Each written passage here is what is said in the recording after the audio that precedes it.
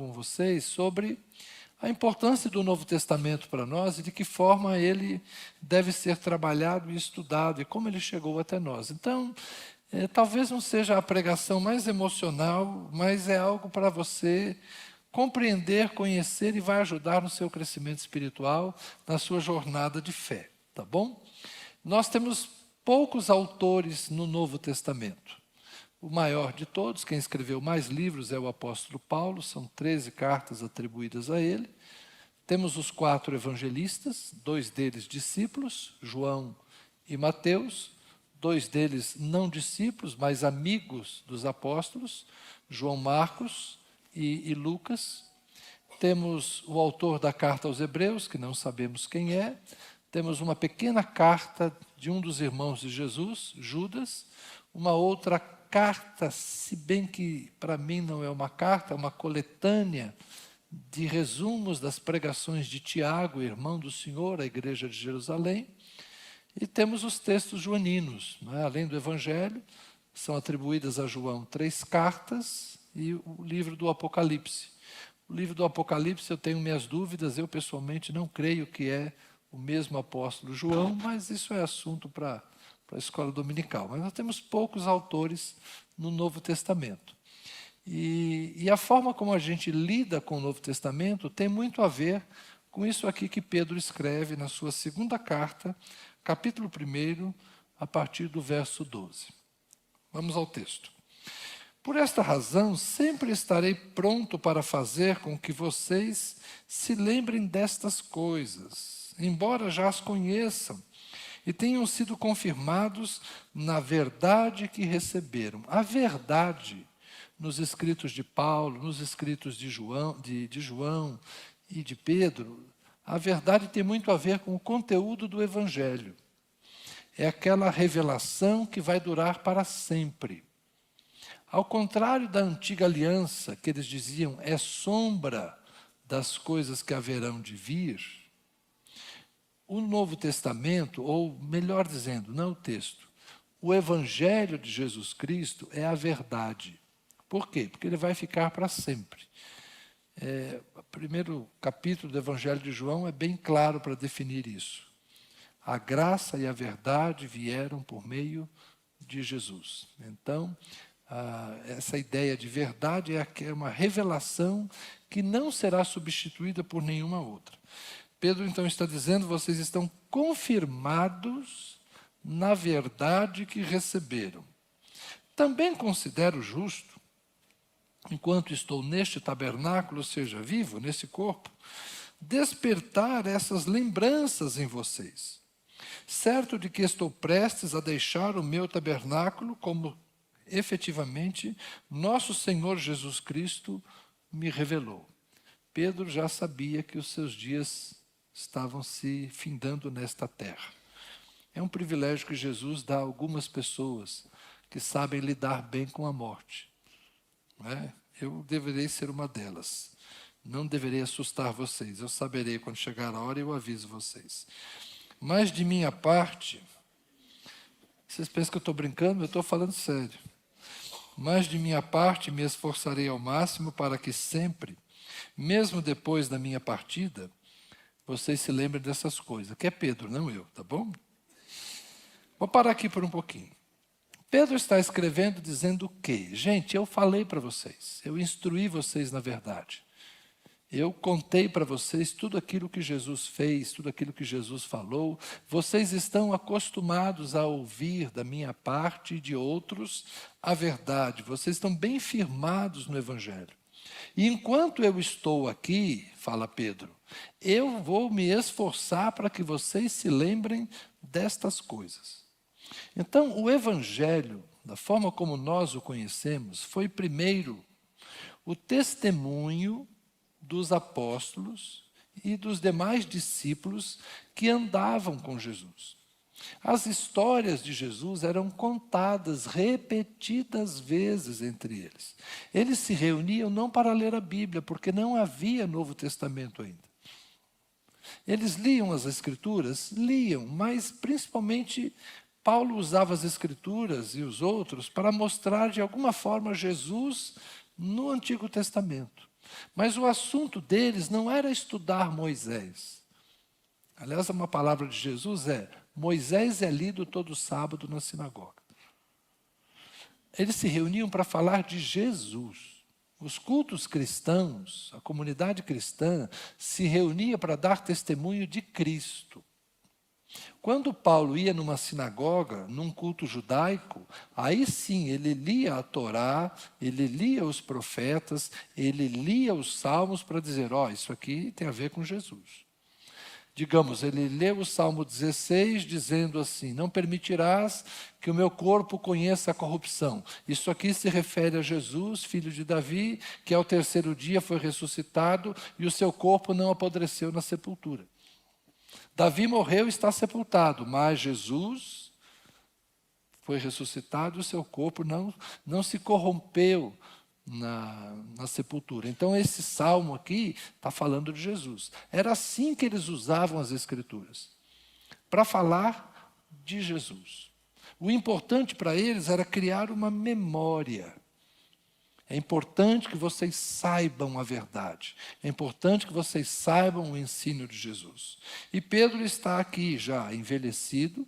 Acredite-se que Pedro morreu no ano 64. Então, se aqui está perto da sua morte, é quase 30 anos depois da morte de Jesus. É um Pedro envelhecido, contando as mesmas histórias. E dizendo, eu continuarei a me empenhar a fazer com que vocês se lembrem, embora vocês já conheçam e tenham sido confirmados. Ok?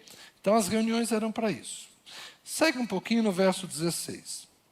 Porque não lhes demos a conhecer, ou seja, o testemunho dele, não lhes demos a conhecer o poder e a vinda de nosso Senhor Jesus Cristo, seguindo fábulas engenhosamente inventadas. É como as mitologias gregas, as mitologias romanas, ou qualquer outro tipo de lenda e crendice.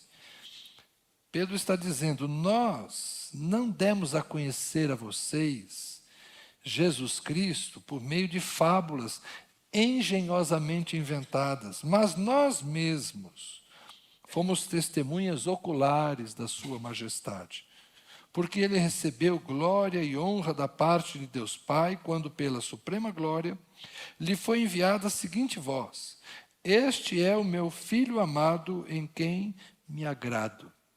Isso aconteceu no batismo do Jordão. João Batista ouviu o Espírito de Deus falar isso, o Pai falar isso acerca do Filho. E Pedro, Tiago e João, como falei semana passada, estavam no Monte da Transfiguração, quando eles ouviram a voz vinda da nuvem, este é o meu Filho, a ele ouçam. Verso 18, ora, nós ouvimos esta voz vinda do céu, quando estávamos com ele no Santo Monte, ou no Monte Santo. Assim temos ainda mais segura a palavra profética, e vocês fazem bem em dar atenção a ela como a uma luz que brilha em lugar escuro, até que o dia clareie e a estrela da alva nasça no coração de vocês. A senhora escolheu a canção perfeita para hoje. Primeiramente, porém, saibam que nenhuma profecia da Escritura provém de interpretação pessoal, porque nunca, jamais, qualquer profecia foi dada por vontade humana. Entretanto, homens falaram da parte de Deus, movidos pelo Espírito Santo. Então, aqui, Pedro está avançando um pouco mais, dizendo que ele foi testemunha lá no Monte da Transfiguração, ele ouviu a voz, e ele diz às pessoas, então prestem atenção à palavra profética, à voz profética. Mas por que Pedro, depois de falar do Monte da Transfiguração, fala de palavra profética? Quem é que estava com Jesus no Monte da Transfiguração? Moisés e Elias. Então Pedro está aqui trabalhando a ideia de que, quando eles estavam no Monte da Transfiguração, e Moisés e Elias conversavam com Jesus, a gente não sabe qual era a conversa, um dos evangelhos sugere que havia uma espécie de consolação, como se Elias e Moisés estavam dizendo para Jesus, olha, é isso mesmo, Isso aí tem que acontecer, está escrito, tal, como se os dois profetas, Moisés é considerado o grande profeta, e no Deuteronômio está escrito que ele prevê a chegada de um outro profeta ainda maior que ele. E Elias é um grande profeta também no Reino do Norte, em Israel, numa época anterior à escrita, não há livro escrito por Elias, mas há fatos históricos muito interessantes envolvendo o profeta Elias. Era aquele de quem se diz, ele orou e o céu fechou. Ficou sem chover 3 anos e meio. Ele orou, o céu se abriu e voltou a chover. Então Moisés e Elias são tidos como profetas de grande poder. Quando o Pedro nos escreve, ou escreve para as igrejas daqueles dias, mas isso chega a nós também, dizendo, prestem atenção na palavra da profecia, porque a palavra da profecia não é produto humano, é produto de Deus. Ele está falando, portanto, das escrituras que eles já conheciam, não é o Novo Testamento. Ele está falando do Antigo Testamento, da lei e dos profetas, que apontam para Jesus. Então, qual é a relação dos primeiros cristãos com a Antiga Aliança, com os escritos da Antiga Aliança? É conferir e usar principalmente os profetas para comprovar verdadeiramente que Jesus é o Filho de Deus. Então, eles usam a lei e os profetas como um prenúncio. E Jesus é o cumprimento. O profeta anunciou, em Jesus se cumpriu. Moisés disse, depois de mim virá um profeta maior que eu, e a ele vocês deverão ouvir. Quem é o cumprimento disso? Jesus. O profeta Isaías falou da casa de Davi, que o reino de Davi, ou que a casa de Davi seria levantada. Quem é o cumprimento dessa profecia? Jesus. O profeta Jeremias falou de uma nova aliança em que haveria perdão de pecados. Vocês não conseguem me obedecer porque o coração de vocês é de pedra, mas eu vou tirar esse coração de pedra e vou dar a vocês um coração de carne capaz de me obedecer, e eu então perdoarei as vossas iniquidades. Onde é que está isso em termos de cumprimento? Em Jesus. Em Jesus os nossos pecados foram perdoados, em Jesus o coração de pedra foi desfeito e nos foi dado um novo coração. Paulo vai dizer, quem agora está em Cristo é uma nova criatura, as coisas velhas já passaram, eis que tudo se fez novo. Então o cumprimento das antigas promessas está em Jesus. Eles se relacionavam com o Antigo Testamento assim, para mostrar Jesus. E é por isso que o Novo Testamento acaba sendo produzido. Quais são os primeiros escritos do Novo Testamento? Mas antes disso, deixa eu ler um trechinho. Porque as cartas têm uma sequência, não é? Olha o que Pedro continua dizendo. Homens, então, movidos pelo Espírito Santo, falaram da parte de Deus. Mas na sequência ele fala, assim como surgiram falsos profetas no meio do povo, falando da antiguidade, também haverá falsos mestres entre vocês. Eles introduzirão heresias destruidoras, chegando a renegar o soberano Senhor que os resgatou, trazendo sobre si mesmos repentina destruição. E muitos seguirão as suas práticas libertinas e por causa deles, o caminho da verdade será difamado. Ou seja, por causa daqueles que se desviarão da verdade, todos serão difamados. Movidos por avareza, eles explorarão vocês com palavras fictícias. Mas para eles, a condenação decretada há muito tempo não tarda e a destruição deles não caiu no esquecimento. Ponto, está bom por aqui. Então, Pedro já naqueles dias estava dizendo que assim como no passado, nos dias de Jeremias, havia falsos profetas. Jeremias dizia assim, olha, os babilônios estão vindo aí, Jerusalém vai ser destruída. E os falsos profetas diziam, paz, paz, paz. Deus não permitirá que estas coisas aconteçam. Nós estamos aqui na cidade de Deus, estamos adorando no templo de Deus e nada vai acontecer de mal. Quem é que estava certo? o Jeremias do mau agouro, o Jeremias que profetizava destruição, o Jeremias que profetizava espada, peste e fome. E porque ele só profetizava coisa ruim, jogaram ele numa cisterna para morrer de fome. Só não morreu de fome porque alguém teve compaixão dele e levava pão e água. Então os verdadeiros profetas sofriam. E os falsos profetas falavam aquilo que o povo gostava de ouvir. Certo?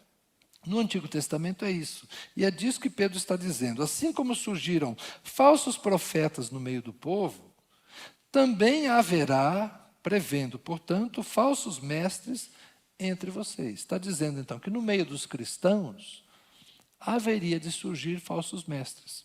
Se houve falsos profetas no passado, haverá falsos mestres. Por quê? No passado, Deus falava pelos profetas. Depois, Deus falou por meio de Jesus. Jesus transmitiu o seu ensino aos apóstolos. E os apóstolos foram incumbidos de fazer o quê? Grande comissão. Vão e façam discípulos de todas as nações, ensinando-os a guardar tudo aquilo que vos tenho ensinado. Então é a ideia da transmissão. Paulo escrevendo a Timóteo: aquilo que você aprendeu de mim, isso mesmo ensina a homens idôneos, capazes de ensinar a outros. Olha a diferença. No Antigo Testamento parece que é a profecia, é o místico, o elemento místico. No Novo Testamento, a ideia é transmissão oral. Você aprende e passa, aprende e passa, aprende e passa.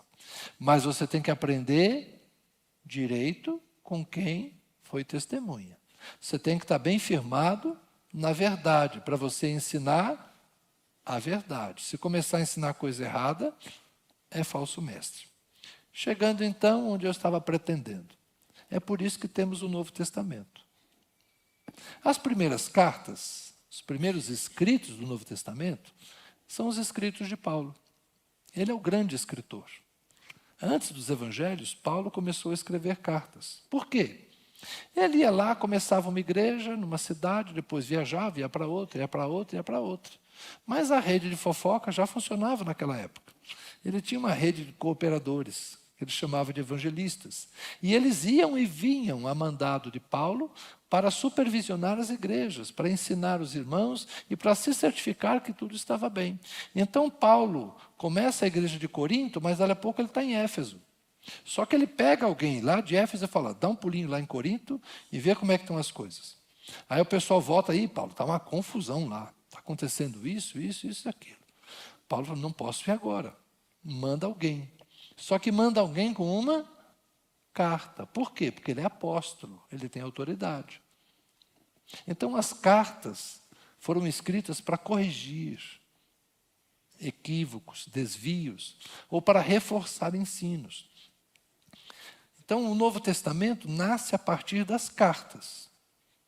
As cartas paulinas, eu sugeri que o livro que nós conhecemos, né, a carta de Tiago, para mim não é necessariamente uma carta, porque não tem endereçamento, não tem apresentação de autor, não tem apresentação de destinatário. Para mim, ali são 21 resumos de pregações de Tiago na igreja de Jerusalém.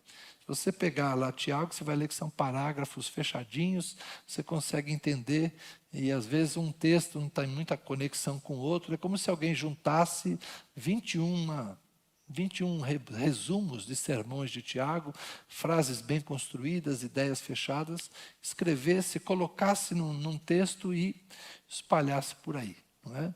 Temos a carta aos Hebreus, que ninguém sabe quem escreveu, mas é uma carta de encorajamento para judeus que estavam desanimados depois que o templo foi destruído, eles estavam tentando voltar para a velha religião. Então é uma longa pregação, é uma homilia, na verdade. Não é? As cartas têm essa natureza, cada uma tem o seu jeitão. As cartas de Pedro são cartas pastorais, a carta de Judas é uma carta que exatamente vai igual Pedro aqui, diria que é tão parecido com Pedro que a gente fica imaginando que um plagiou o outro, mas é a ideia de combater os falsos mestres. Então as cartas foram uma estratégia dos apóstolos para garantir que as igrejas permanecessem saudáveis, para corrigir desvios doutrinários. Por quê? Porque os falsos mestres começaram a aparecer.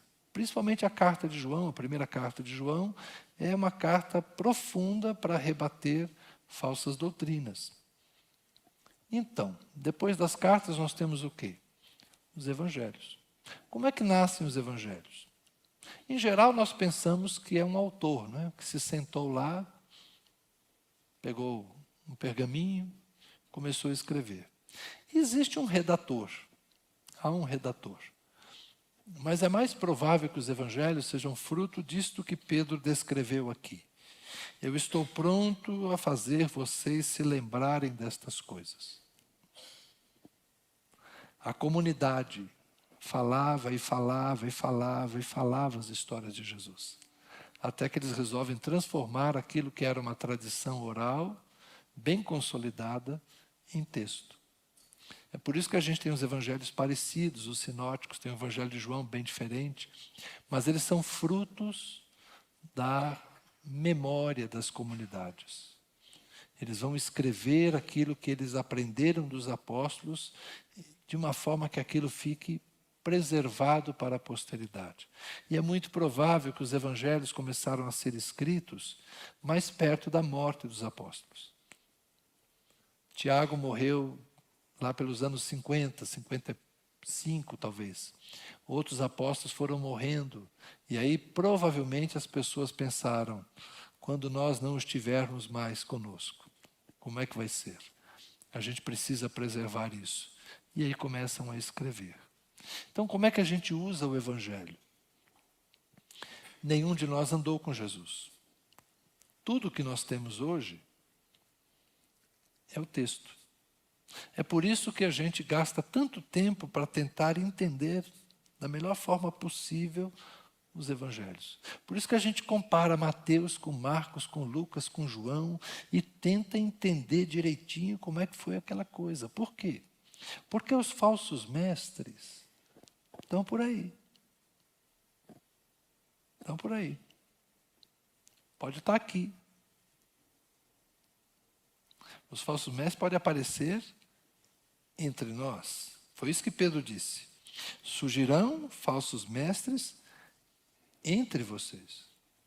Nós corremos o risco. Somos uma igreja que falamos de Jesus e que falamos de Deus e construímos uma teologia, temos a nossa experiência. Dentre nós pode surgir uma coisa meio estranha. E quem é que vai filtrar? Quem é que vai olhar isso? Eu lembro um dia que alguém falou, eu não quero a teologia de Paulo, eu não quero a teologia de João, eu não quero a teologia de Pedro, eu quero a teologia de Jesus. Depois eu chamei de lado e falei assim, bonito o que você falou. Só me diz onde você vai achar.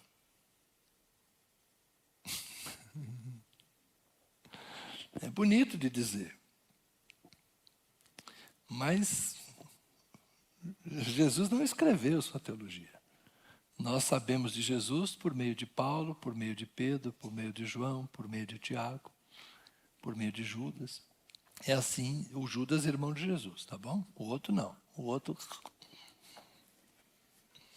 Até esse aí tem duas versões, né? Num evangelho ele se enforcou, no outro evangelho ele se lançou de um precipício. Como é que ele morreu? Não sei, eu não estava lá.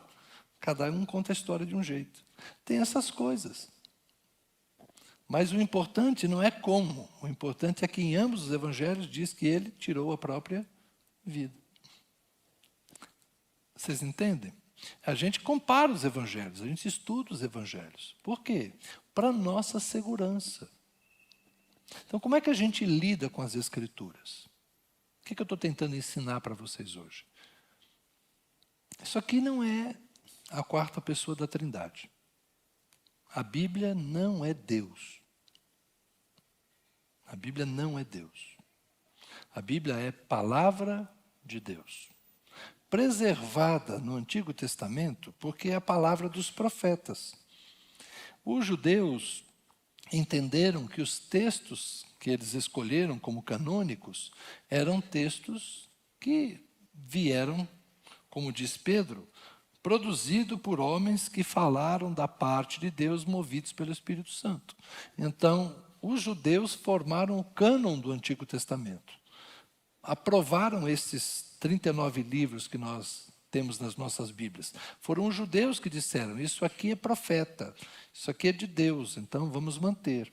Tem lá os profetas, e tem os escritos, que são os Salmos, Provérbios, Eclesiastes, a poesia, não é? Mas está lá, o Antigo Testamento é produto da religião dos judeus. E os 27 do Novo Testamento é produto da igreja. A igreja produziu o Novo Testamento. Quando um padre fala isso, o pessoal fica arrepiado, né? Mas o padre está certo, a igreja produziu. Por quê? Porque Paulo é a igreja, João é a igreja, Pedro é a igreja. Jesus não escreveu, quem escreveu foram os apóstolos, os discípulos de Jesus. Foi Lucas que andou com Paulo, foi Marcos que andou com Pedro e andou com Paulo. Há uma autoridade apostólica por trás de cada livro da Bíblia, do Novo Testamento. Há uma autoridade apostólica implícita. E é por isso que eles são válidos para nós. Por quê? Porque os apóstolos foram testemunhas. Nós estávamos lá. É isso que Pedro está dizendo. Eu estava lá no monte, eu ouvi a voz. E eu vou me esforçar para que vocês saibam, aprendam e guardem estas coisas. Então a gente tem o Novo Testamento como um tesouro da igreja do primeiro século. E nós preservamos esse tesouro. De que forma? Estudando. Estudando. A gente estuda a Bíblia. A Bíblia não é um livro para ser lido assim. Não. A Bíblia é um livro para ser estudado. Demanda tempo. É fácil? Não. Se fosse fácil, vocês não me pagavam para estar aqui explicando para vocês. Não? Se fosse fácil, eu não tinha gastado tanto tempo estudando, e ainda estou estudando, e vou continuar estudando, e vou morrer estudando. Porque é parte do processo. É o meu trabalho? Não é só isso, não. É o meu deleite, é o meu prazer, é o meu alimento espiritual. A Bíblia é, para mim, a maneira mais segura de eu estar diante de vocês como pastor e ensinar a verdade. Eu só posso dizer que algo é verdade se tem sustentação na Bíblia. Por quê? Porque eu não posso apresentar um outro Jesus diferente do que Jesus que andou com Pedro, Tiago e João, inclusive no barquinho. Eles estavam juntos o tempo todo. Então eu tenho que conhecer o mesmo Jesus que eles conheceram, porque a revelação dada a eles deve ser a mesma revelação que o Espírito dê a nós, como comunidade. E o Espírito não fala comigo, o Espírito fala conosco. Deus se revela a nós na coletividade. Olha que Pedro está dizendo de uma coletividade. Eu quero falar com vocês, para que vocês saibam. Então, a igreja é um projeto de Deus e a Bíblia é uma ferramenta que o Espírito Santo nos propicia para sermos igrejas legítimas, no mesmo molde das igrejas do Novo Testamento. Elas eram todas iguais? Não. Assim como nós não somos hoje. Havia diferentes interpretações? Sim, assim como há diferentes interpretações hoje. Eles eram iguais em algumas coisas, diferentes nas outras. Está tudo certo. Jesus nunca quis uniformidade da igreja. E finalizo. Se Jesus quisesse a igreja toda igualzinha, ele mesmo tinha escrito. Certo? E outra coisa, ele tinha escolhido pessoas iguaizinhas para usar todo mundo o mesmo uniforme e falar todo mundo do mesmo jeito. Mas Jesus fez isso? Não. Jesus escolheu discípulos diferentes, de ocupações diferentes, de posições inclusive políticas diferentes naqueles dias. Porque Jesus entendeu que a diferença produz mais do que a uniformidade. Então não houve intenção em Deus em tornar a igreja uma coisa uniforme. Houve intenção em Deus em distribuir a graça de maneira multiforme. A multiforme graça de Deus produz esse monte de gente diferente dentro de uma igreja e esse monte de igreja diferente dentro de um só reino, que é o reino de Jesus Cristo. Então, gente, a Bíblia para nós, embora não seja Deus, é o nosso aferidor de que a voz que estamos ouvindo é a voz de Deus. E aquilo que estamos pregando é o mesmo evangelho que foi pregado lá atrás. Porque se houve falso profeta na antiga aliança, há o risco de falso mestre na nova aliança. E que Deus nos guarde de ser, digo isso a meus colegas pastores, Deus nos guarda de sermos nós, alguém dessa natureza, e que Deus nos guarde a todos, que eles andem entre nós. Mas que a gente permaneça na verdade, porque bem disse Jesus, vocês vão conhecer a verdade, e a verdade liberta. Tem muita gente sendo escravizada no engano. O meu negócio é outro, é uma verdade que liberta. Amém? Convido vocês, voltem para a escola dominical, seus preguiçosos dorminhocos. Voltem para a escola dominical. Vamos voltar a ter outras atividades de ensino. Vamos encontrar outros espaços de ensino e de partilha para a gente voltar a mergulhar na Bíblia. Que tal?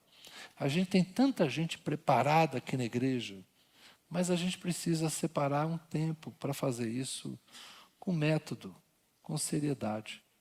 Eu creio que nós devemos voltar a ser uma igreja que ama a Bíblia, não porque anda com ela aqui ou aqui, mas porque anda com ela aqui e aqui. Amém? Vamos orar?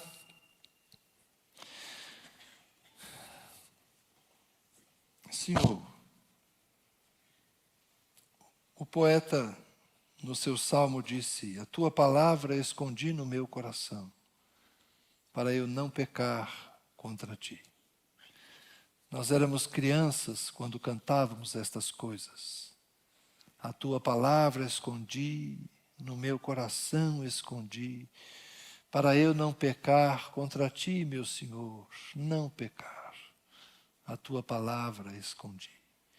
E a palavra que ouvimos é a palavra do Espírito. Sim, é a voz do Espírito. O mesmo Espírito que falou no Jordão sobre o Cristo que estava ali no batismo, proclamando que Ele é o Filho amado, a voz que falou no Monte Santo, eis aí o meu Filho, a Ele eu ouvi. O Espírito que desceu em Pentecoste e revelou a todos aqueles que estavam naquele cenáculo as maravilhas de Deus, cada um na sua própria língua materna. Sim, essa voz do Espírito que nós queremos ouvir.